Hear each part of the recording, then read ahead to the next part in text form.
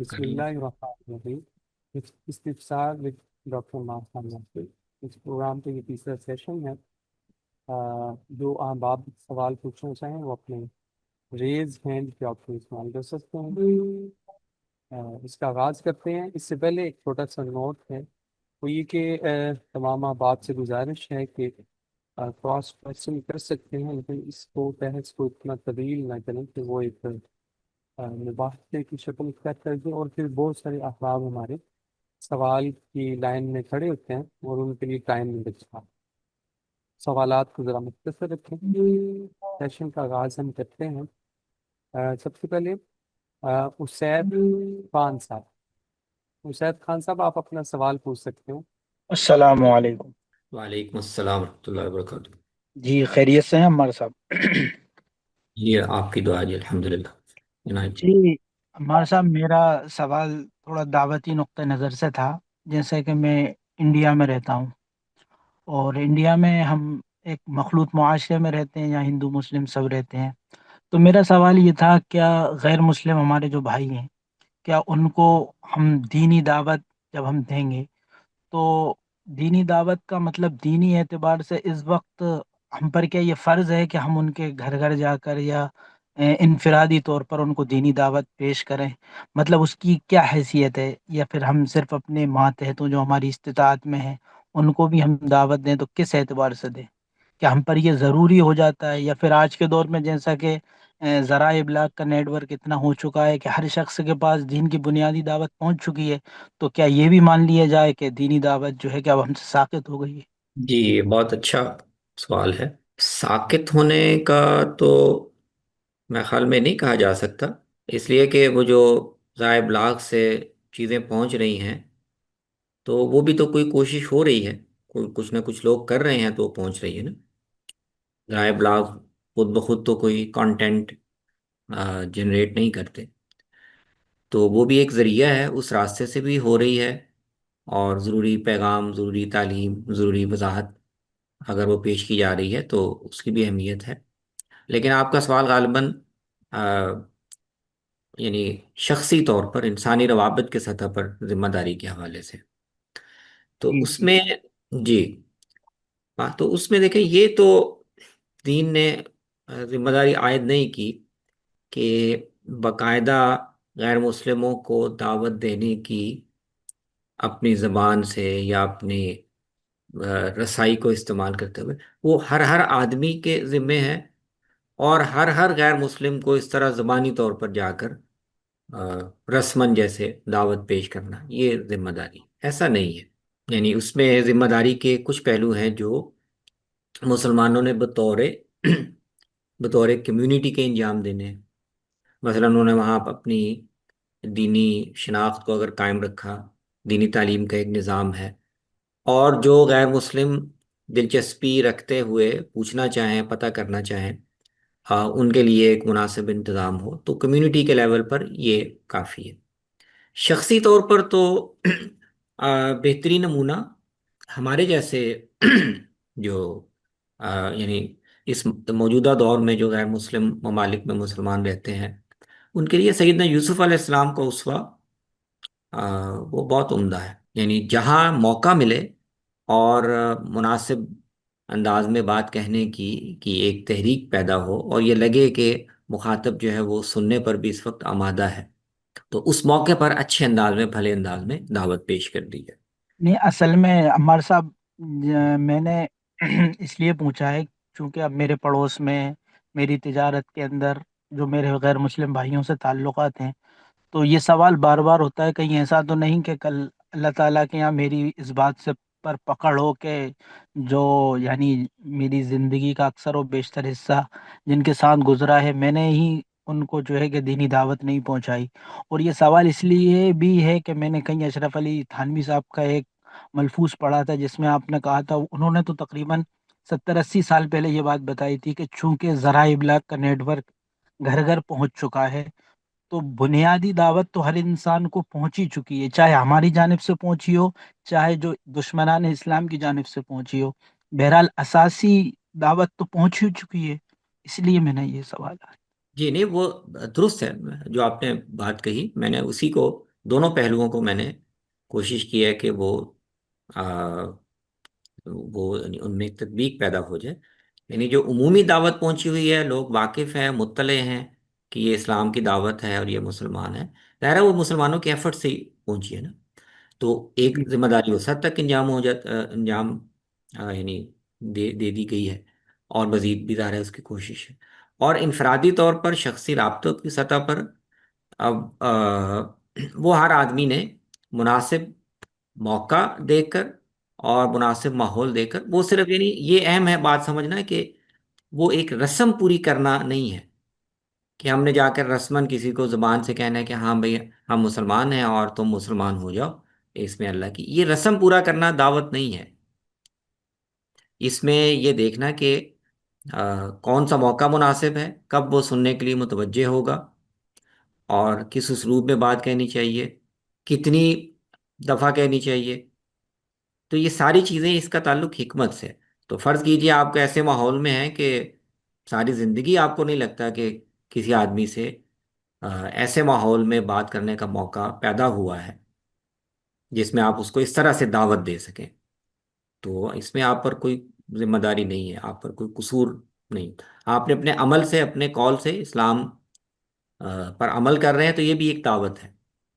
وہ متوجہ ہو کر کوئی چیز آپ سے پوچھنا چاہے، سمجھنا چاہے، آپ سمجھا دیں، یہ بھی دعوت ہے. اور کبھی کوئی اتنا قریبی تعلق پیدا ہو جائے بے تکلفی کا، کہ آپ یہ اس کو راغب کرنا یہ آپ سمجھیں کہ مؤثر ہے، تو اس موقع کو استعمال کرنا. تو یہ سارے دعوت کی صورتیں ہیں اور ساری دعوت کی شکلیں. جی، اور ایک سوال میرا یہ اقامت دین کے تعلق سے تھا. جیسے کہ مولانا مودودی صاحب اور ڈاکٹر اسرار صاحب کی جو فکر ہے اقامت دین والی، اور اس سے پہلے بھی یقیناً رہی ہوگی، لیکن ماضی قریب کے ابھی یہ دو بڑے نام ہیں جنہوں نے اقامت دین پر بات کی ہے. اور دوسری طرف ہم دیکھتے ہیں غامدی صاحب ہیں اور مولانا وحید الدین خان صاحب جو ہمیں نظر آتے ہیں کہ ان کی ایک طریقے سے شخصی اصلاح جسے میں کہہ سکتا ہوں کہ اس پر زیادہ زور دیتے ہیں. تو میرا کہنے کا سوال پوچھنے کا مقصد یہ ہے کہ جیسے کہ اقامت دین والی جو بات ہوتی ہے کہ اسلام کے اندر ایک پولیٹیکل طاقت وجود میں آئے، اسلامی ریاست جسے کہتے ہیں، تو یہ ایک کامن سوال ہوتا ہے کہ اسلام کے سارے احکامات تو بغیر اسلامی ریاست کے نافذ ہی نہیں ہو سکتے ہیں. جیسا کہ اگر میرا اشارہ کرمنل لاء کی طرف ہے، تو کرمنل لاء تو بغیر اسلامی ریاست کے نافذ ہو ہی نہیں سکتا ہے. تو میں یہ پوچھنا چاہتا ہوں کہ وہ مطلب اسلامی ریاست کو آپ کس حد تک صحیح تصور کرتے ہیں؟ یہ دیکھیں، جو ہماری دینی روایت میں بات کہی گئی ہے اور جس سے مولانا مودودی کافی حد تک مختلف بات کہتے ہیں، وہ تو یہ ہے کہ دیکھیں ریاست کا یا نظم اجتماعی سے متعلق جو احکام ہیں، ان کے مخاطب تو مسلمان ہیں. جہاں مسلمانوں کے پاس یہ موقع ہو کہ وہ کسی علاقے پر اپنا اقتدار قائم کر لیں، چاہے وہ اکثریت کی وجہ سے ہو، یا جیسے پرانے دور میں، سلطنت کے دور میں علاقہ فتح کر کے بھی آپ حکومت قائم کر سکتے تھے. تو جب وہ حکومت قائم کر لیں یا اکثریت کی بنیاد پر اس پوزیشن میں ہو کہ حکومت قائم کرے، اس کے بعد وہ مخاطب ہوں گے اجتماعی احکام کو. جہاں یہ موقع نہ ہو تو آپ نے انفرادی دعوت ہی پیش کرنی ہے، اور اگر کوئی کمیونٹی بن گئی ہے تو اپنے حد تک اسلام کے معاشرتی احکام پہ عمل کرنا. تو یہ بات کہتے ہیں ہماری دینی روایت میں سارے لوگ. مولانا مودودی نے اس بات کو کافی بدل دیا ہے، جس کو وہ اقامت دین کہتے ہیں نا. وہ کہتے ہیں کہ ہندوستان جیسے ملک میں بھی، جہاں پتہ ہے کہ اکثریت غیر مسلموں کی ہے، یہاں پر بھی ہم اسلامی نظام کی دعوت دینے کے پابند ہیں. یعنی ہم صرف لوگوں کو یہ کہنے کے کہ بھی اللہ پر ایمان لے آؤ، اللہ کے رسول پر ایمان لے آؤ، صرف یہ بتانے کے پابند نہیں ہیں، بلکہ ہم ان کو پورے اسلامی نظام کی دعوت پہنچانے کے پابند ہیں کہ بھی ہم تمہیں اسلامی نظام قائم کرنے کی، اسلامی ریاست قائم کرنے کی دعوت دیتے ہیں، جس کے ضمن میں ظاہر ہے یہ بھی ہوگا کہ آ جاؤ، اسلام بھی قبول کر لو، اور یہ پورا جو نظام زندگی ہے وہ قبول کر لو. تو مولانا مودودی کی تو دعوت اصل میں یہ ہے اقامت دین. تو جہاں مسلمان اکثریت میں جیسے کہ پاکستان میں، تو کیا وہاں کے لوگوں پر یعنی ان فرض ہوگا نہیں، اسلامی وہاں تو روایت ظاہر ہے، کے اعتبار سے؟ اس میں تو کوئی بحث ہی نہیں ہے. جہاں مسلمانوں کے پاس اختیار اور اقتدار ہے تو وہاں وہ پابند ہیں کہ شریعت نے اجتماع سے متعلق جو ہدایات ان کو دی ہیں ان کو اختیار کریں. وہاں تو کوئی بحث ہی جزاک نہیں. جزاک اللہ جزاک. سید خان جی صاحب بہت شکریہ. توفیق صاحب آپ اپنا سوال پوچھ سکتے ہیں. السلام علیکم ورحمۃ اللہ وبرکاتہ. وعلیکم السلام ورحمۃ اللہ. اس حضرت میرا یہ سوال تھا کہ جیسے ہم بولتے ہیں عام طور پر ادب کریں، بڑے کی ادب کرے، استاد کی ادب کرے، عزت کرے، ان کا احترام کرے. تب اس کو ہم اس لفظ کو ہم لٹریچر کی دنیا میں لے جاتے ہیں، ادب کی دنیا میں. تو یہاں پر ادب کا معنی کیا ہوگا؟ جیسے بولتے ہیں اردو ادب پڑھو، عربی ادب پڑھو، تو اس کو کس نظر سے دیکھیں اور اس کی اصطلاحی معنی کیا ہوگا، ڈیفینیشن کیا ہوگا اس؟ ہوں. ہاں نہیں، آپ کا سوال یہ لگ رہا ہے کہ ادب کا لفظ ایسا لگتا ہے کہ دو الگ الگ معنوں میں بولا جا رہا ہے. ایک رسپیکٹ. جیسے میرے پاس میزان غامدی صاحب کی موجود ہے، اس میں عربی معلّہ کا چپٹر ہے. اسی میں میں نے پڑھا تھا، اسی میں فصاحت و بلاغت ایک لافانی معجزہ بنا دیا. تو اسی میں اردو ادب یا عربی ادب کے بارے میں ذکر کرتے ہیں کہ کسی بھی زبان کے پکڑ بنانے کے لیے ادب کی ضرورت پڑتی ہے. کہ اس ضمن میں میں بات کر رہا ہوں. جی میں وہی واضح کر رہا ہوں کہ آپ نے لفظ کے دو معنی بتائے ہیں نا، کہ ہم اس معنی میں بھی بولتے ہیں، عام زبان میں ہم کہتے ہیں ان کا ادب کرو، بڑے کا ادب کرو، تو وہ ظاہر ہے ادب اور معنی میں ہوتا ہے. وہ رسپیکٹ شو کرنے کے معنی میں ہوتا ہے، تعظیم کے معنی میں ہوتا ہے. اور لیکن یہ جس مفہوم میں آپ دوسرا لفظ دوسری مثال پیش کر رہے ہیں، وہ نکلا تو یہیں سے ہے. یعنی اصل میں کسی زبان کے اچھے ماہرین جب اس زبان کے اندر اچھے مضامین، اعلیٰ مضامین، بڑی فصیح زبان میں، بڑے اچھے اسلوب میں، محاورے میں پیش کرتے ہیں، بیان کرتے ہیں، تو بنیادی طور پر اس کو ادب کہا جاتا ہے. تو وہ ابتداً غالباً ایسا ہی تھا کہ اس طرح کے مضامین یا اس طرح کے خطبے وہ لوگوں کی اخلاقی تربیت کے لیے، شخصی تہذیب کے لیے کہے جاتے تھے. تو اس سے ایک عنوان قائم ہو گیا کہ یہ ادب ہے. لیکن ظاہر ہے کہ آہستہ آہستہ پھر اس کا مفہوم وسیع ہوتا چلا گیا. تو اب تو ادب کے مفہوم میں بہت ہی وسیع ہو گیا ہے. اس میں قصے کہانیاں بھی شامل ہو جاتی ہیں، اس میں زبان کی جو فصاحت و بلاغت کے اظہار کے طریقے ہیں وہ بھی آ جاتے ہیں، شاعری بھی آ جاتی ہے، ناول افسانے لکھے جاتے ہیں وہ بھی آ جاتی ہے. دینی ادب بھی ہم کہہ دیتے ہیں، دین کی تعبیر و تشریح کے باب میں جو کچھ لکھا گیا ہے اس کو بھی ہم ادب کہہ دیتے ہیں. تو یہ دو الگ الگ مفہوم ہیں. دوسرا مفہوم بہت وسیع ہے، وہ لکھے ہوئے ذخیرے پر بولا جاتا ہے، لیکن نکلا یہ اسی سے ہے. ابتدا غالباً وہیں سے ہوئی تھی کہ لوگوں کی تہذیب کی جائے، ان کو اچھے اخلاق سکھائے جائیں. تو اس طرح سے دونوں استعمالات کا ایک رشتہ آپس میں بنتا ہے. اس کو پروان چڑھانے کے لیے کس چیز پر محنت کرنی ضروری ہوگی؟ جی جس زبان کا ادب آپ چاہتے ہیں کہ اس میں آپ کو ایک دسترس حاصل ہو، تو اس کا ایک ہی طریقہ ہے کہ آپ سے پہلے اس زبان میں جن اچھے لکھنے والوں نے، جن ماہرین کلام نے لکھا ہوا ہے یا کہا ہوا ہے، تو اس کو پڑھیں. اس سے آپ کو زبان سے بھی واقفیت ہوتی ہے، اس میں اس کے اندر جو مضامین ہیں اس سے بھی واقفیت حاصل ہوتی ہے.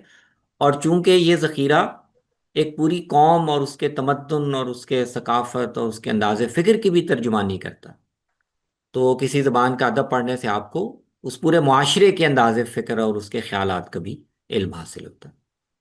تو مثال کے طور پر قرآن مجید کے باب میں جب یہ کہا جاتا ہے کہ جاہلی ادب، مفسر کو جاہلی ادب پڑھنا چاہیے، تو اس کے یہ سارے پہلو مراد ہیں. یعنی ایک تو زبان اور اس کے لفظوں کا استعمال، اس کے اسالیب، وہ واقف ہونا چاہیے تاکہ قرآن کے جملوں کو، اس کے اسالیب کو ہم بہتر سمجھ سکیں. اور اس پہلو سے بھی کہ جاہلی جو شعراء کا کلام ہے، وہ ان کے اس پورے معاشرے کا جو انداز فکر ہے، سوچنے کا انداز ہے، ان کی قدریں کیا ہیں، ان کے ہاں اعلیٰ اخلاق کیا مانے جاتے ہیں، تو ان سب چیزوں کو جاننے کا بھی ایک ذریعہ، ایک بڑا اہم ذریعہ ان کا کلام. شکریہ سر، اللہ آپ کو سلامت رکھے. جزاک توفیق بہت شکریہ آپ کا. علی رضا صاحب آپ سوال پوچھ سکتے ہیں. جی السلام علیکم۔ وعلیکم السلام ورحمۃ اللہ وبرکاتہ۔ جی صحیح البخاری میں ایک حدیث ہے کہ جب تم میں سے کوئی کھانا کھا چکے تو پہلے خود چاٹ لے یا کسی سے اپنے ہاتھ کو چٹوا لے پھر اس کو دھوئے۔ تو اس کی ہم کیا تشریح کریں گے، کیونکہ آج کی تہذیب کے لحاظ سے تو یہ تھوڑا غیر مناسب محسوس ہوتا ہے۔ بنیادی تو اس کا وجہ احادیث میں یہی آئی ہے کہ کھانے کا، چاہے وہ انگلی پہ لگا ہوا ہے یا برتن میں، اس کے کسی بھی حصے کو اس کی ناقدری نہیں ہونی چاہیے۔ بنیادی اس کے پیچھے جو اخلاقی پیغام ہے وہ تو یہ ہے کہ آپ یہ جو برتن میں کھانا چھوڑ دیتے ہیں تو اس سے ایک طرح سے اللہ تعالیٰ کے رزق کی ناقدری کا پہلو پیدا ہوتا ہے۔ تو یہ نہیں ہونا چاہیے۔ اگر وہ صاف برتن میں ہے یا آپ کے ہاتھوں پہ بھی لگا ہوا ہے تو اس کو چاٹ لیا جائے، تو اس میں بھی اللہ تعالیٰ ایک برکت ڈال دیتے ہیں۔ بنیادی اخلاقی پیغام تو یہ ہے۔ باقی یہ جو دائرہ آداب ہوتے ہیں معاشرتی ثقافتی، تو یہ کلچر کے بدلنے سے، ثقافت کے بدلنے سے ان میں تبدیلی بھی آ جاتی ہے۔ تو کوئی اس میں حرج نہیں ہے، یہ کوئی ظاہر ہے واجبات تو ہے نہیں۔ ایسا نہیں ہے کہ اگر آپ نے ایسا نہیں کیا تو بہت گناہ ہوگا۔ آپ کو اپنے ثقافت میں، اپنے ماحول میں یہ لگے کہ لوگ اس پہ برا تاثر محسوس کریں گے یا آپ کو خود وہ اچھا نہ لگے، تو کوئی اس میں مذاکرے کی بات نہیں۔ شریعت میں، دین میں ایسی چیزوں میں بڑی گنجائش ہوتی ہے۔ آپ کے اپنے عرف، ثقافت، کلچر، عادات، آپ ان کے لحاظ سے آپ صفائی ستھرائی کا اہتمام کر سکتے ہیں۔ ٹھیک ہے جی، جزاک اللہ۔ بہت شکریہ۔ عثمان علی صاحب، آپ اپنا سوال پوچھ سکتے ہیں۔ السلام علیکم سر۔ وعلیکم السلام جناب۔ اچھا سر، ایک تو سوال یہی کہ جو آج کل حالات ہیں ٹی ایل پی کے حوالے سے میں پوچھنا چاہتا ہوں کہ جو ٹی ایل پی کا یہ سارا ہوا ہے اور اس میں جو انہوں نے احتجاج کیا جس میں تشدد پہ اتر آتے ہیں، وہ تو خاص طور پہ جیسے آپ کی نظر ہے فقہ حنفی پہ، اور وہ یہ بھی فقہ حنفی کے فالوورز ہیں، تو فقہ حنفی میں ریاست کے خلاف جو ہاتھ اٹھانا یا اس طرح کا عمل کرنا، خالصتاً فقہ میں اس کی کتنی اجازت ہے اور اس کی کیا سزا ہے؟ نہیں دیکھیں، فقہ حنفی ہو یا کوئی، اس میں تو ظاہر ہے یہ اجازت نہیں ہے۔ یہ تو کامن سینس کے خلاف ہے۔ فقہ سے تو ہم جا کے وہ چیزیں پوچھتے ہیں نا جس میں کوئی قانونی پیچیدگی ہو اور اس میں ایک بڑی ماہرانہ رائے چاہیے ہو آپ کے علماء کی، وہاں ہم فقہا سے رجوع کرتے ہیں۔ یہ تو سماج کی، سوسائٹی کی اس کے استحکام یا نظم و ضبط کے لیے یہ تو کامن سینس کی چیزیں۔ اب اگر ہر گروہ، ہر جتھا بالکل از خود اپنے مقاصد طے کر کے قانون کو ہاتھ میں لینا شروع کر دے تو کوئی بھی معاشرہ قائم نہیں رہ سکتا۔ ٹی ایل پی وغیرہ کے بارے میں یہ ذہن میں ہونا چاہیے کہ اس طرح کے جو گروہ ہوتے ہیں نا، وہ نسبت ان کی کسی روایت سے چلے آنے والے کسی مسلک یا گروہ یا اس کی طرف ہوتی ہے۔ مثلا فقہ حنفی ہے اور دوسری طرف آپ دیکھیں کہ وہ تصوف کی طرف، صوفیاء کی طرف بھی نسبت کرتے ہیں۔ جی لیکن آپ کو نہ فقہ حنفی میں یہ مزاج ملتا ہے اور تصوف کی روایت میں تو بالکل ہی یہ نہیں ملتا۔ تو نسبت کسی روایت کے کسی حصے کی طرف کرنا اور چیز ہے، لیکن وہ لوگوں کو موبلائز کرنے کے لیے اور ایک طاقت پیدا کرنے کے لیے جو بیانیے تشکیل دیتے ہیں، ان کا استناد وہ وہاں سے نہیں لاتے، ان کا استناد وہ مذہبی جذبات سے لے کے آتے ہیں۔ جس بات سے عام آدمی کا، ایک مسلمان کا جذبہ بھڑک جائے اور وہ آپ کے پیچھے لگنے کے لیے تیار ہو جائے، تو ایسی تنظیمیں، اس طرح کی جماعتیں یہ طریقہ اختیار کرتی ہیں۔ وہ فقہ حنفی جا کے اس سے استناد حاصل کرنے یا صوفیہ سے پوچھنے کی زحمت نہیں کرتے۔ وہ پیچھے بیک گراؤنڈ میں ایک نسبت چل رہی ہوتی ہے، لیکن سیاسی حکمت عملی کے طور پر ان کا جو طریقہ ہوتا ہے وہ مختلف ہوتا ہے۔ بالکل ٹھیک ہو گیا سر۔ ایک لاسٹ کوشچن اسی سے، ایک انہی دنوں میں ایک ہمارے جو وزیر ہیں عابد شیر علی صاحب نے ایک حدیث لگائی تھی، اس کا انہوں نے ریفرنس تو نہیں نیچے ساتھ لگایا تھا، وہ حضرت امامہ کے ریفرنس انہوں نے حدیث تھی کہ 3 لوگوں کی نماز ان کے کانوں سے اوپر نہیں جاتی۔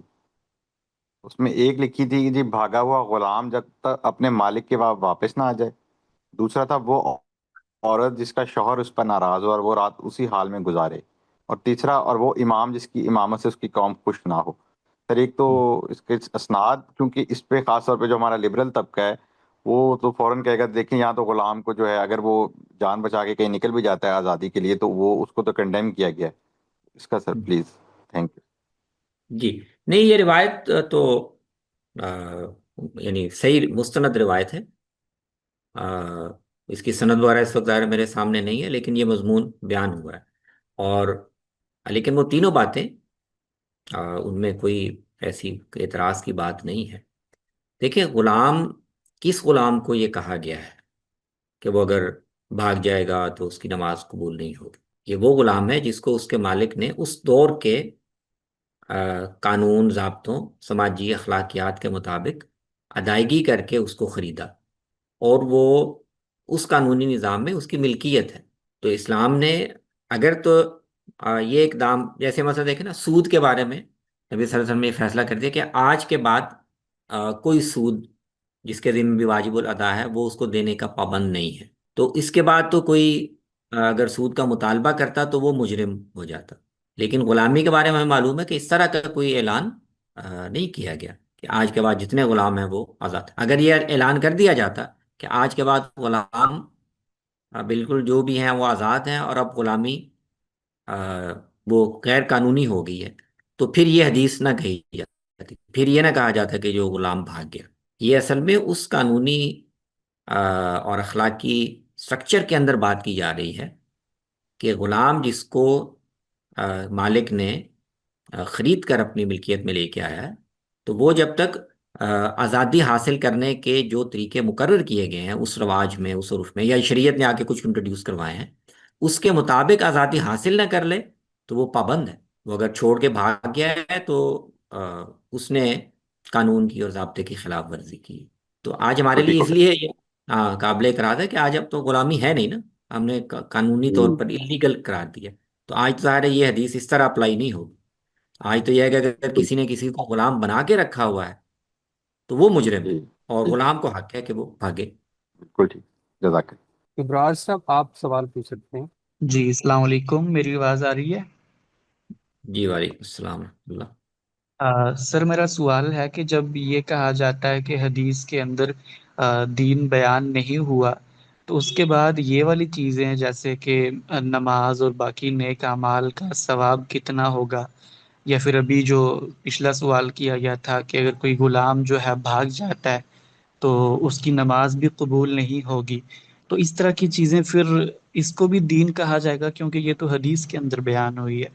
یعنی کہ میں یہ سمجھنا چاہ رہا ہوں کہ جب یہ کہا جاتا ہے کہ دین پورا کا پورا قرآن اور سنت کے اندر بیان ہوا ہے، تو دین آخر ہے کیا؟ یہ والی جو تفصیلات ہیں، ثواب کتنا ہوگا، مسواک کرنا ہے، اسوہ حسنہ جو نبی اسلام کا ہے، کیا یہ بھی دین کہلوائے گا؟ جی جی ہاں، یہ اچھا سوال ہے، اور میرے خیال میں ہر نشست میں کسی نہ کسی پہلو سے یہ سوال آتا ہے، تو اور اس کو واضح کرنے کی کوشش کرتے ہیں. دیکھیں، جب غامدی صاحب یہ کہتے ہیں کہ دین قرآن اور سنت میں بیان ہوا ہے، تو اس کے ساتھ وہ نا ایک قید لگاتے ہیں کہ بنیادی دین، اساسی دین، اور اس کو دوسرے لفظوں میں واضح کرتے ہیں کہ دین کے وہ احکام یا وہ مشمولات جن کو امت تک پہنچانے کے نبی صلی اللہ علیہ وسلم ذمہ دار تھے اور مکلف تھے، اور ان میں سے کوئی بات اگر آپ نہ پہنچاتے تو آپ اپنی ذمہ داری سے بری نہیں ہو سکتے تھے. تو اس کو وہ کہتے ہیں کہ ایسا دین آپ نے امت کو قطعیت کے ساتھ پہنچایا. تو مثلا قرآن کا متن پورے کا پورا یہ پہنچانا آپ کی ذمہ داری تھی. کوئی ایک آیت یا اس کا کوئی ایک لفظ بھی آپ اپنے پاس نہیں رکھ سکتے تھے چھپا کے. اس طرح دین کے وہ عملی احکام جن کا ساری امت کو پہنچانا آپ کی ذمہ داری تھی، وہ بھی آپ نے اسی طرح قطعیت سے پہنچائے. وہ چند ایک لوگوں کو، کسی کو بتا دیا، کسی کو اس طرح نہیں کیا. تو جتنا بھی اساسی دین ہے وہ قرآن اور سنت میں بیان ہوا ہے. لیکن قرآن کی آیت کی تشریح بھی ہو سکتی ہے، اس پر مبنی کوئی آپ چیز اخذ بھی کر سکتے ہیں. اس طرح سنت میں جو دین آیا ہے اس کی فروعات ہوگی. تو یہ ظاہر ہے اس بنیادی حکم کی آگے تشریح ہے، تفصیل ہے، اس پر عمل کی شکل ہے، اس کی فروع ہے، احادیث نہیں آئیں گی. یہ وہ بھی دین ہے لیکن وہ اساسی دین نہیں ہے، وہ قرآن یا سنت میں موجود کسی اساسی حکم پر مبنی تفصیل ہوگی جو احادیث میں آئے گی. تو یہ بنیادی فرق رکھنا چاہیے. حدیث میں بھی دین ہے یعنی نوعیت کے لحاظ سے وہ دین ہے، لیکن وہ دین کا ایسا حکم نہیں ہے جس کا ابلاغ کرنا رسول اللہ صلی اللہ علیہ وسلم کی ذمہ داری تھی کہ آپ ساری امت کو بتا کے جائیں۔ کوئی موقع پیدا ہوا، کوئی سوال ہوا تو آپ نے وہ وضاحت کر دی، وہ سوال نہ ہوتا، موقع پیدا نہ ہوتا تو آپ کی ذمہ داری نہیں تھی۔ مثلا یہ غلام کے بارے میں یہ بتانا کہ غلام جو بھاگ گیا، تو یہ بات تو شریعت کے بنیادی اصولوں سے واضح ہے کہ اپنے معاہدے کی خلاف ورزی کر کے ناجائز طریقے سے مالک کو چھوڑنا یہ غلط ہے، لیکن یہ بتانا آپ کی ذمہ داری نہیں تھی کہ ایسے ایسے جرم کا گناہ کیا ہے، یا اس پر نماز قبول ہوگی یا نہیں، یا اس کی سزا کیا ہوگی، یا آپ نے بتا دیا تو ہمیں یعنی ہمارے علم میں آ گیا۔ فرض کریں آپ نہ بھی بتاتے کہ اس کی نماز قبول نہیں ہوگی اللہ کے ہاں، تو اس سے دین میں تو کوئی فرق واقع نہیں ہوتا۔ اصولی حکم ہمارے علم میں ہے، قرآن سے، حدیث سے اور سنت سے۔ یہ اس کی ایک ضمنی یا ایک جزوی تفصیل ہے، جو موقع پیدا ہوا تو آپ نے ہمیں بتا دی، ہم تک پہنچ گئی۔ آپ نہ بتاتے یا ہم تک یہ حدیث نہ پہنچتی تو بھی دین مکمل تھا۔ ایسا نہیں کہ اس کے نہ پہنچنے سے رسول اللہ صلی اللہ علیہ وسلم جو دین پہنچانے کے ذمہ دار تھے اس میں کوئی نقص رہ جاتا۔ تو اس پوری تفصیل کے ساتھ یہ بات کہی جاتی ہے۔ جی بہت شکریہ سر، جزاک اللہ۔ براج صاحب بہت شکریہ۔ اسفر عظیم صاحب آپ اپنے سوال پوچھ سکتے ہیں۔ سر السلام علیکم۔ وعلیکم السلام۔ سر بطور سائنس کے طالب علم کی ہمیں کہا جاتا ہے کہ دین کے معاملے میں عقل کے گھوڑے نہ دوڑائے جائیں، لیکن اگر ہم دین کو دیکھیں تو وہاں تو عقلی اس طرح کے اشکالات پیدا ہوتے ہیں۔ تو یہ کس معاملے میں کہا جاتا ہے کہ کیونکہ جیسے ہی ہم سائنس کو پڑھتے ہیں تو وہ کچھ اور نتائج دیتا ہے، مذہب کو پڑھتے ہیں تو وہ کچھ اور نتائج، حالانکہ دونوں کی ڈومین تو مختلف ہیں۔ تو ہم اس کو کس زاویے سے پڑھیں یا کس زاویے سے دیکھیں؟ اب جس طرح فکر فراہی ہے تو وہ اس کے مطابق آپ تھوڑا سا اس سوال پر روشنی ڈال دیں۔ بہت شکریہ۔ نہیں دیکھیں، فکر فراہی ہو یا ہماری جو پوری دینی روایت ہے، اس میں تو اس کا سوال کا جواب بہت واضح ہے کہ کہاں آپ کو عقل استعمال کرنے یا عقل کے گھوڑے دوڑانے سے منع کیا گیا ہے۔ وہ دو طرح کی چیزیں ہیں بنیادی طور پر۔ ایک تو ہے جن کو ہم کہتے ہیں متشابہات۔ متشابہات کا مطلب یہ ہے کہ بہت سی کائنات میں حقیقتیں ہیں جو ہماری نظروں سے مستور ہیں، غیب میں ہیں، اور ان کے بارے میں ہمیں فی الجملہ کچھ ایک باتیں، چیزیں بتائی گئی ہیں جس سے ہم ان کا ایک تصور سا قائم کر سکتے ہیں، لیکن ان کی پوری حقیقت ہم نہیں جان سکتے۔ تو غیب کی جتنی چیزیں ہیں، مثلا فرشتوں کا ذکر آ گیا، اللہ تعالیٰ کا آسمانوں پر، عرش پر اللہ کی ہستی ہے، جنت دوزخ کے مناظر ہیں، تو ہمیں اتنا ایک الفاظ کی مدد سے، زبان کی مدد سے اتنی کچھ معلومات دے دی گئی کہ ہم ایک تصور سا ذہن میں قائم کر سکتے ہیں، اس لیے کہ ذہن میں تصور قائم کیے بغیر کسی حقیقت کو ماننا یہ انسان کے لیے مشکل ہوتا ہے۔ لیکن آپ اس کی تہہ میں پڑ جائیں، آپ اس کی کھوج کرنے لگ جائیں کہ اللہ تعالیٰ اچھا عرش پر ہے تو کیسے ہے، عرش نے اس کو اٹھایا ہوا ہے یا اس سے الگ ہے، عرش بوجھ کیسے اٹھاتا ہے اللہ کا، اللہ تعالیٰ کے بارے میں کہا گیا کہ وہ آسمانوں پہ بھی آتا ہے پھر عرش پہ، تو یہ کیسے ہوتا ہے؟ آپ اس کی جو فزیکل ڈسکرپشن ہے اس تک پہنچنے کی کوشش کریں، تو یہ ایک ایسا دائرہ ہے جس کی آپ کے پاس صلاحیت بھی نہیں ہے، اللہ نے آپ کو اس کا مکلف بھی نہیں ٹھہرایا۔ تو یہاں آپ اگر اپنے عقلی گھوڑے دوڑائیں تو آپ دین کے حکم کی خلاف ورزی کر رہے ہیں۔ تو متشابہات ایک۔ دوسری بات یہ کہ ہمیں اپنی دنیاوی زندگی میں بہت سی ہم پر پابندیاں یا بہت سے احکام ایسے عائد کیے گئے ہیں جن کو ہم کہتے ہیں تعبدی حکم ہے۔ تعبدی کا مطلب یہ ہے کہ ہمیں اس کی کوئی وجہ یا علت نہیں بتائی گئی، اور یہ نہیں کہا گیا کہ اس علت کی روشنی میں تم اس پہ عمل کرو، بس ہمیں حکم دے دیا گیا کہ یہ کرنا ہے۔ تو وہاں پر ہم اس کے مجاز نہیں ہے کہ ہم عقلی سوالات اٹھا کے اور اس حکم کی حیت میں یا اس حکم کی جو جوہر ہے اس میں تبدیلی کی کوشش کریں۔ ٹھیک ہے نا. تو مثال کے طور پہ آپ دیکھیں نا، شراب ہے وہ اللہ نے حرام کر دی ہے، زنا کو حرام کر دیا، لیکن آپ دیکھیں گے آج بھی پہلے بھی بہت سے لوگ ہیں جو ان محرمات پر بھی سوالات اٹھاتے ہیں کہ نہیں اس وجہ سے خنزیر ہے، مثلا خنزیر کا گوشت حرام ہے، تو اس میں عقلی استدلال کرتے ہوئے، اس کی تعلیل کرتے ہوئے بہت سے لوگ زنا کی حلت کی بات کرتے ہیں کہ اس دور میں اگر حرام تھا تو یہ وجہ ہو سکتی ہے، لیکن آج تو وہ وجہ نہیں رہی.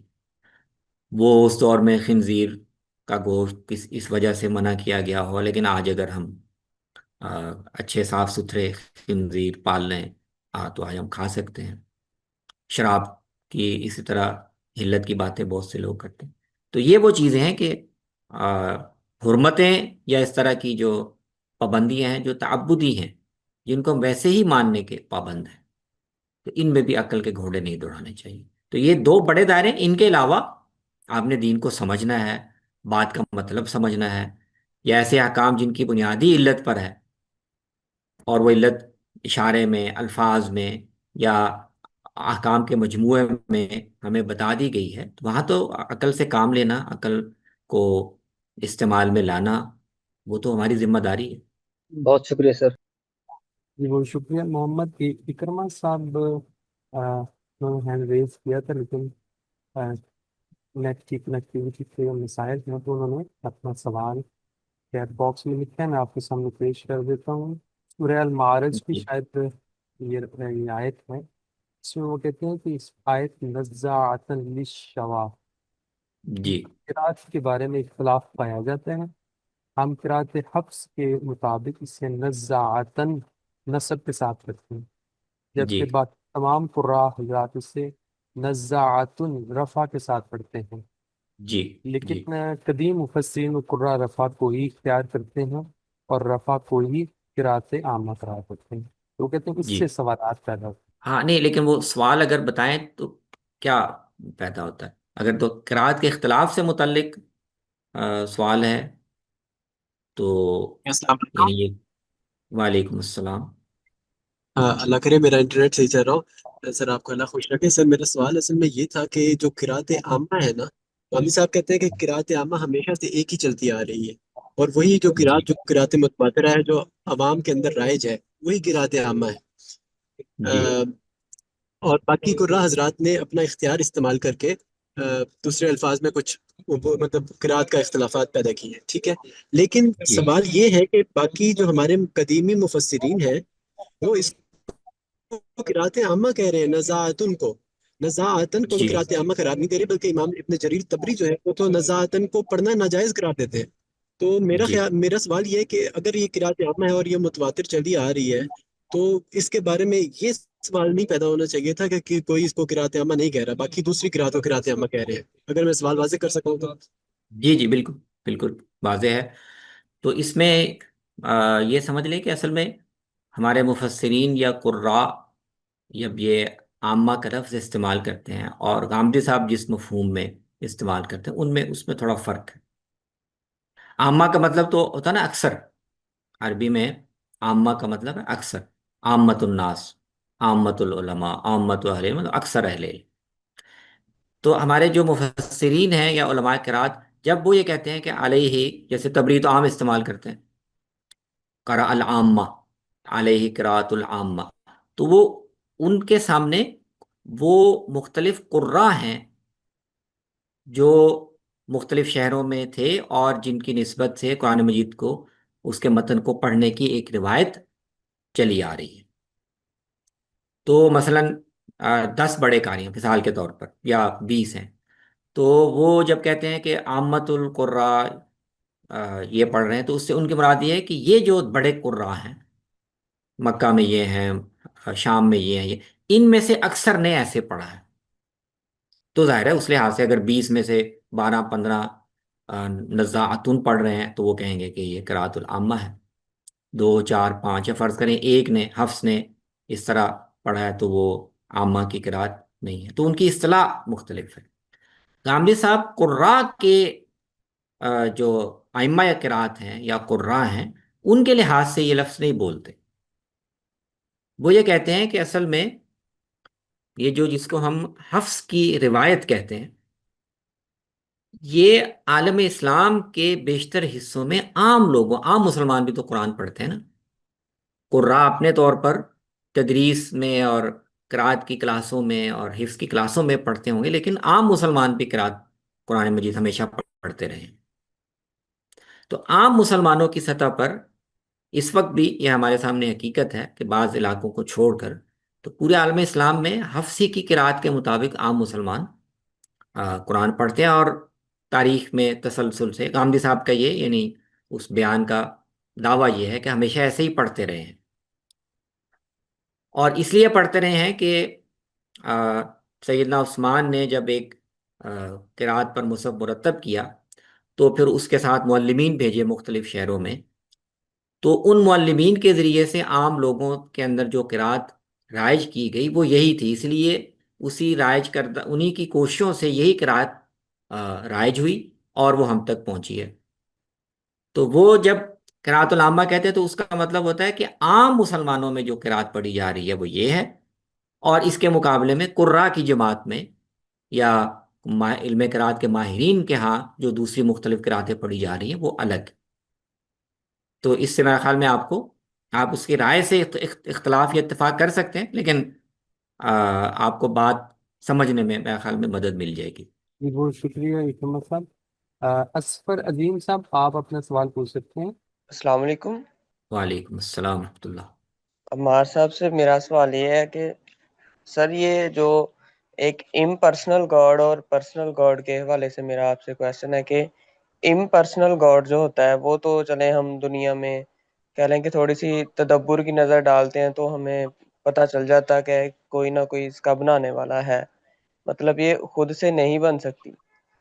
تو سر لیکن پرسنل گاڈ کے حوالے یہ جو کنسیپٹ ہے یہ تھوڑا سا مطلب ڈائجسٹ نہیں ہو رہا. وہ اس طرح کے مطلب ہماری جیسی یہ دنیا کی مطلب کوئی حیثیت نہیں ہے، اس طرح کی پتہ نہیں کتنی ساری دنیایں گھوم رہی ہیں گیلیکسی وغیرہ میں. تو سر کویشچن یہ ہے کہ ایسا عظیم الشان خدا مطلب جس نے اتنا سارا کچھ بنایا ہے، تو اس کو کوئی کنسرن ہوگا ایک میرے جیسے مطلب عام بندے سے جو ایک چھوٹی سی دنیا کے ایک چھوٹے سے ملک کے چھوٹے سے محلے کی چھوٹی سی گلی میں ایک رہنے والا ہے، مطلب خدا کو کوئی ہوگا اسے کنسرن کہ اس نے اٹھ کے صبح فجر کی نماز پڑھی ہے یا نہیں پڑھی، اور پھر مزید یہ کہ وہ اس وجہ سے مطلب جہنم میں بھی داخل کر دے گا. تب ایسا عظیم الشان خدا ایک طرف اور پھر وہ اس طرح کی مطلب کوئی حرکت کرے گا، تو یہ ڈائجسٹ نہیں ہو رہا کہ صرف اس وجہ سے وہ ایسے جہنم میں بھیج دیں. تو پتہ نہیں میں صحیح سے الیبوریٹ کر پایا ہوں کہ نہیں. تو سر میرا نہیں یہ پرسنل گول. جی ہو گیا. نہیں اصل میں آپ کا جو سوال ہے نا وہ صرف امپرسنل گاڈ یا اس کی آپ کہہ رہے ہیں کہ اتنا اتنا عظیم ہے اور پتہ نہیں اس جیسی کتنی کائناتیں اس نے بنائی ہوئی ہیں، تو اس کو میرے ایک چھوٹے سے عمل سے کنسرن کیا ہو سکتا ہے. تو اس کی عظمت سے کیا تعلق بنتا ہے؟ یعنی وہ مجھ سے کسی عمل کا حساب لے یا اس پر سزا دے، یہ اس کی عظمت کے خلاف ہے. اس کا مطلب سر میں بیسیکلی کہنا یہ چاہ رہا ہوں کہ مطلب وہ اتنا کچھ بنانے والا اس کو ایسے کوئی کنسرن ہوگا کہ اس نے نماز پڑھی ہے یا نہیں پڑھی، مطلب اس وجہ سے وہ سزائیں دیتا پھرے. یہ تھوڑا سا مطلب ڈائجسٹ نہیں ہو رہا.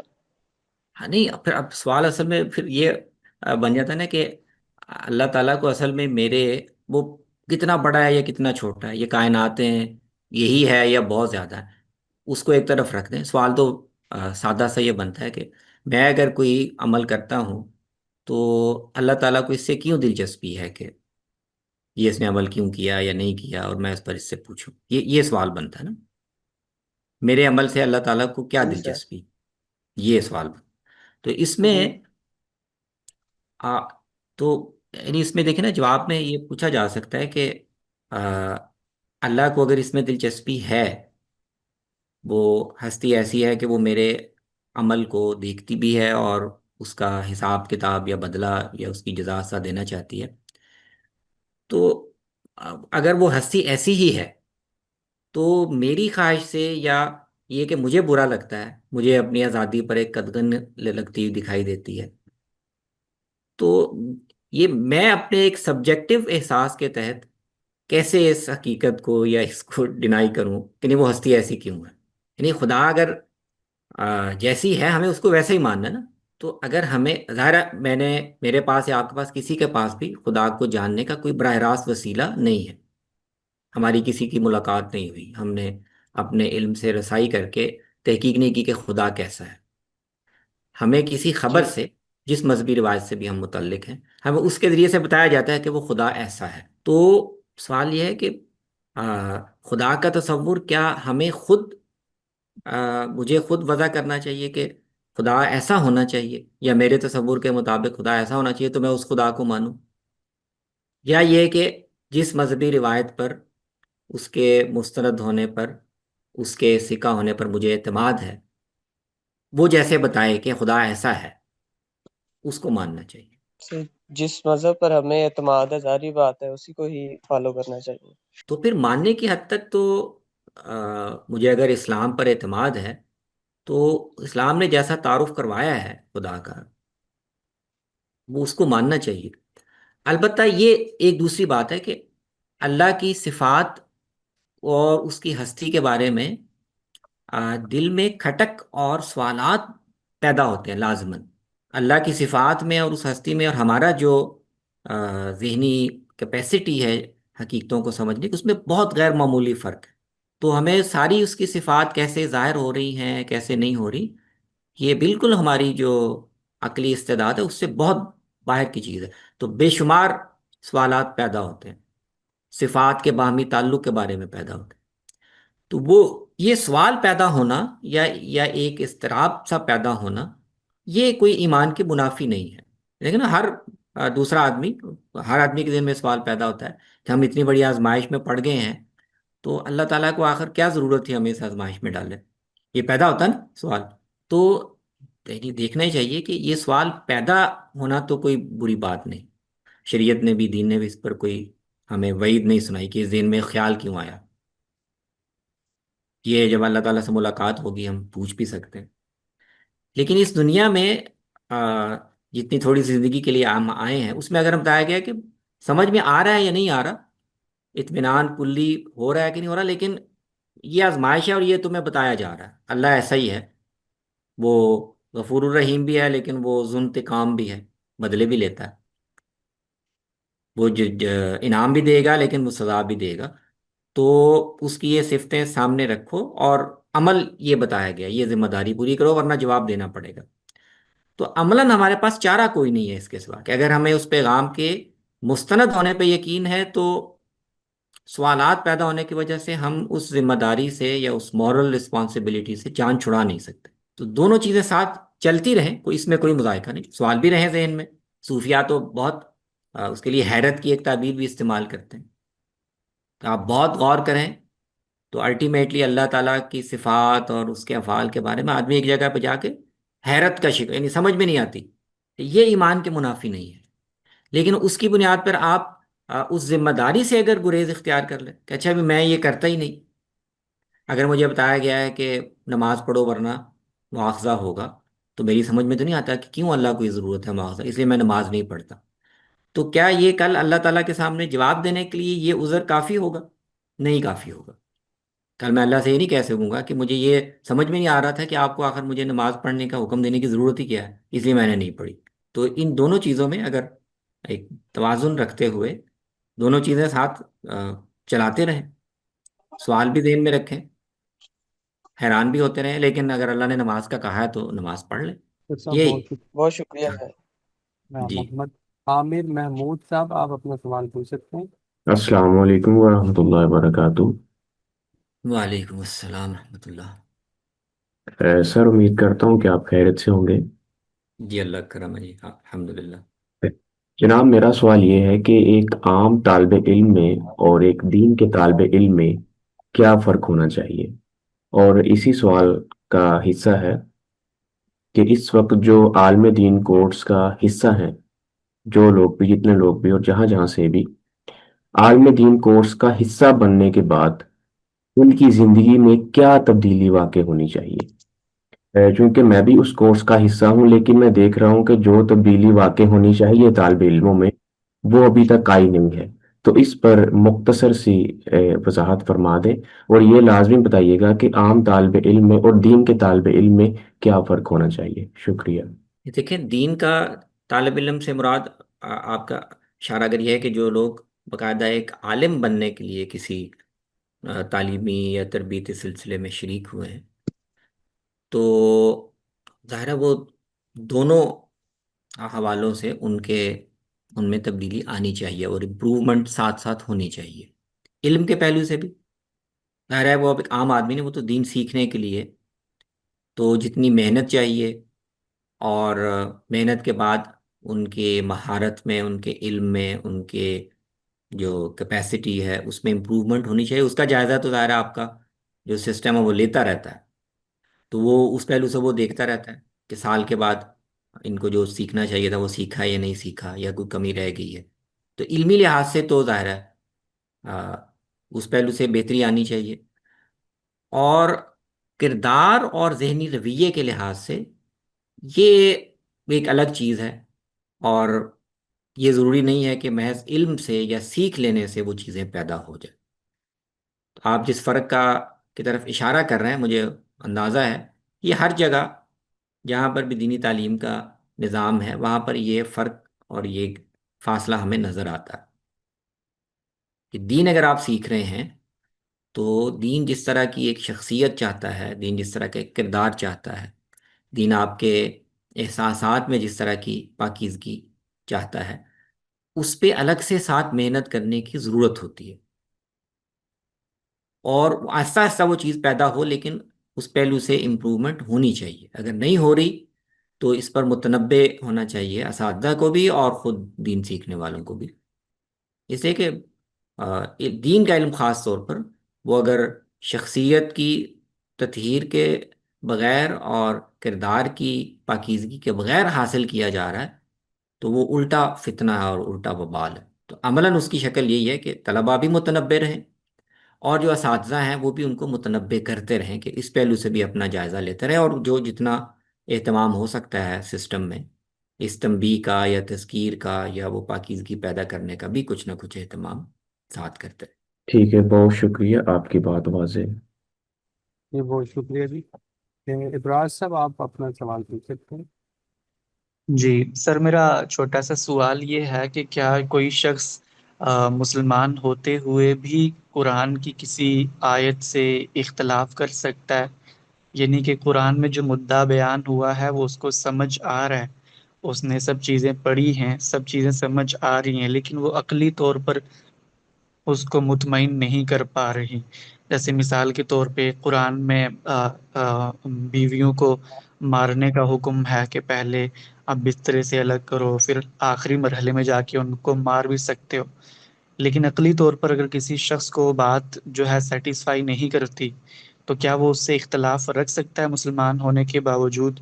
اور اگر کسی ڈیبیٹ میں وہ انگیج ہو کسی غیر مسلم کے ساتھ اور غیر مسلم یہی اعتراض کرے، تو اس وقت کیا اس کا یہ کہنا کہ یار اس بات سے تو میں بھی اختلاف کرتا ہوں، کوئی اور اعتراض کر لو، تو یہ درست ہوگا یا پھر قرآن کی روح سے یہ غلط ہے؟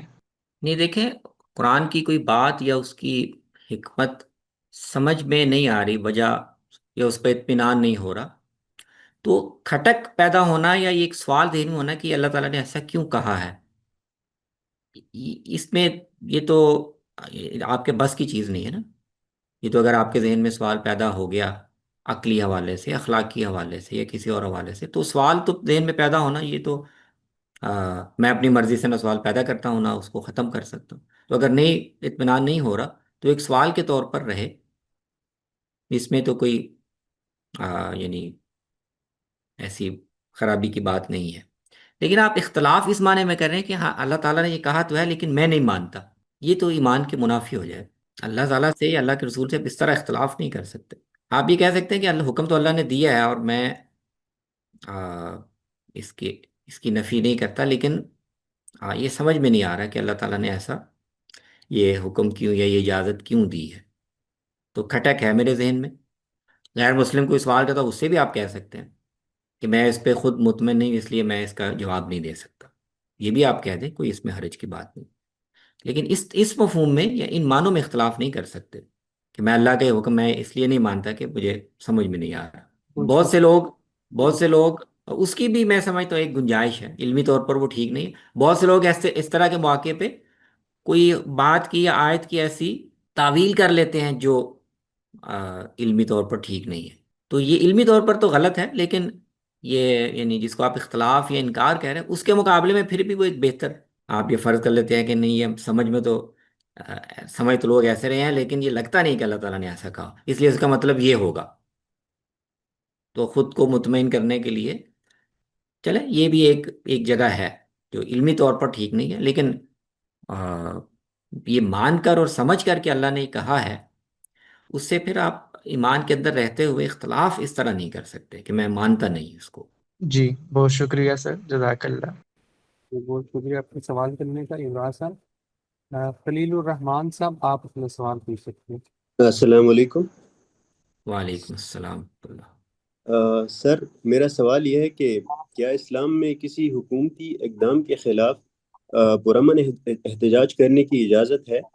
اور اگر کسی ایسے احتجاج کرنے کی وجہ سے دوسرے انسانوں کو مشکلات پیش آئیں، اس بارے میں پھر اسلام کا کیا حکم ہے؟ جیسے سڑکیں بند ہونا، اس کی وجہ سے لوگوں کی لائف متاثر ہوتی ہے، لوگ اسپتال نہیں جا سکتے، مریض وہاں نہیں پہنچ سکتے، اور article 16 of the constitution of Pakistan بھی ہمیں اجازت دیتا ہے پیسفل اسمبلی، مطلب آپ احتجاج کے لیے بندے اکٹھے ہو سکتے ہیں ایک جگہ پہ پیسفلی پاکستان کے آئین کے مطابق۔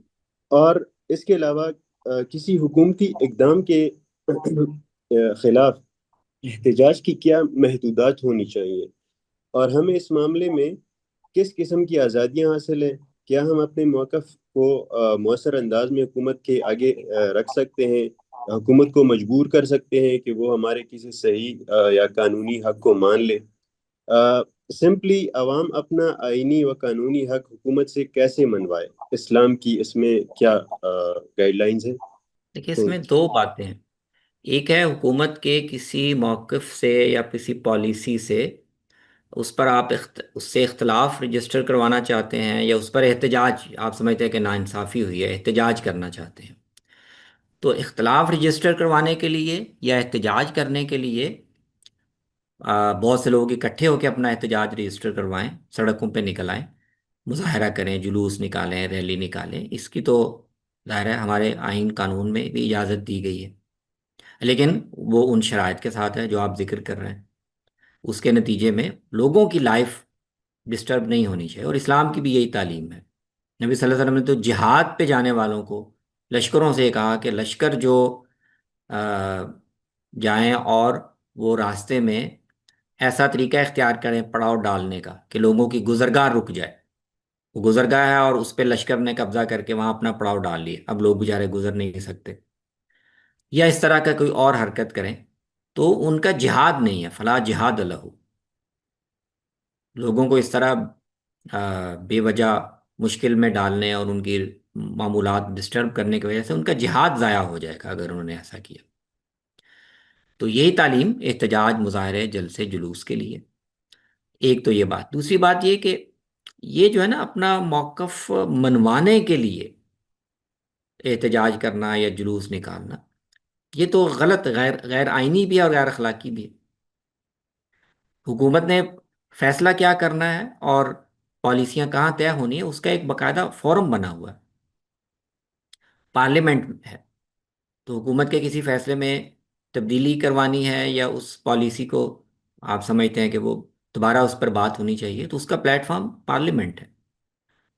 آپ باہر سے لوگوں کو اکٹھا کر کے دباؤ ڈال کے اور اس طرح عام لوگوں کی جو لائف ہے اس کو ڈسٹرب کر کے اور حکومت کو ایک مشکل میں ڈال کے اس سے یہ تقاضا کریں کہ اب وہ اپنی پالیسی بدلے، وہ اپنا فیصلہ بدلے، تو یہ تو طریقہ نہیں ہے، یہ غلط ہے۔ پھر حکومت کو آپ نے مینڈیٹ کس کا دیا؟ حکومت غلط فیصلے بھی کرے گی، لیکن اس کو آپ نے مینڈیٹ دیا ہوا نا، اور اس کے محاسبے کا یا غلط فیصلوں کو تبدیل کروانے کا ایک طریقہ بھی وضع کیا ہوا۔ تو یہ مطالبہ، یہ موقف تبدیل کروانے کے لیے یا دباؤ ڈال کر اپنا موقف منوانے کے لیے یہ طریقہ اختیار کرنا، یہ الگ سے ایک غلط طریقہ ہے اور غلط عمل۔ سر پھر تو ہمارے پاس دو ہی راستے رہ جاتے ہیں، ایک یہ کہ ہم اگلے جو جنرل الیکشنز ہونے ہیں ان میں جو بھی ہمارے ریپرزینٹیوز ہیں ان کو ووٹ نہ دیں، یا پھر ہم عدالتی کارروائی کریں۔ تو احتجاج تو پھر اس کا حل نہیں ہوا۔ نہیں، احتجاج، ہاں میں نے بتایا نا کہ احتجاج احتجاج سے بھی ایک دباؤ پڑتا ہے۔ ایسا بھی ہوتا ہے کہ حکومت اگر کوئی فیصلہ کرنے جا رہی ہے یا کیا ہوا ہے لیکن بڑے پیمانے پر احتجاج ہو تو وہ بھی رجسٹر ہوتا ہے۔ باہر سے دباؤ پڑنے پر بھی حکومت مجبور ہوتی ہے، لیکن فیصلہ الٹیمیٹلی وہ وہیں ہوتا ہے، وہ پھر دوبارہ یعنی یا وہ پارلیمنٹ میں دوبارہ، قانون اگر بنا ہوا ہے تو دوبارہ پارلیمنٹ میں جائے گا، اگر کوئی انتظامی فیصلہ ہوا ہے تو حکومت دوبارہ اس کو اس سطح پر دیکھے گی۔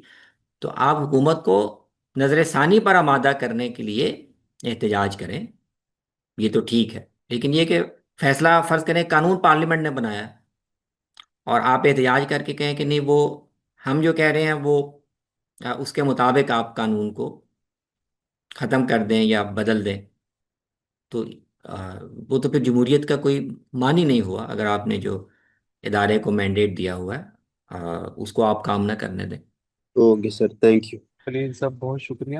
میرے خیال سے تمام احباب کے سوالات سامنے آ چکے ہیں۔ جی انشاءاللہ سیشن کا اختتام کرتے ہیں۔ انشاءاللہ ہم اگلے سیشن میں پھر آپ تمام احباب سے دوبارہ ملاقات کریں گے۔ السلام علیکم۔